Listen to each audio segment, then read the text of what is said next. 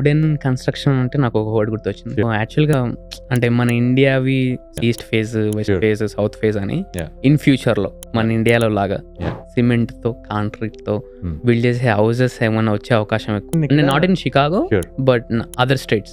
It's all economic thing, right? బయటకి వెళ్ళి ఒక వస్తువు కొనుక్కోవాలి అంటే డెఫినెట్లీ ఇక్కడ కూడా మీరు ఎవరితోటన్నా కాంట్రాక్టర్లు వాళ్ళు ఉంటారు. డబ్బులు ఉన్నాయనుకోండి, మీరు ఓన్ గా కట్టించుకోవాలనుకుంటే nobody is going to stop you. But దీనికి మామూలు వుడ్ హౌస్ కంటే కూడా అది ఒక మీకు 2 రెట్లు 3 రెట్లు లేబర్ కావాలి, రకరకాల ఇక్కడ అవైలబుల్ గా లేరు వాళ్ళు. ఇక్కడ మనకుండే వర్క్ మెన్ అంతా వుడ్ తోటి కార్పెంటర్స్ అంటాం. యాక్చువల్ గా ఇల్లు కట్టే వాళ్ళు మనం అక్కడ మేస్త్రీలు అంటాం, ఇక్కడ కార్పెంటర్స్ అంటాం. ఈ కార్పెంటర్స్ వాళ్ళు very high skill, very quick, how to do that processes ఎన్నో సంవత్సరాల నుంచి వెల్ మెయింటైన్.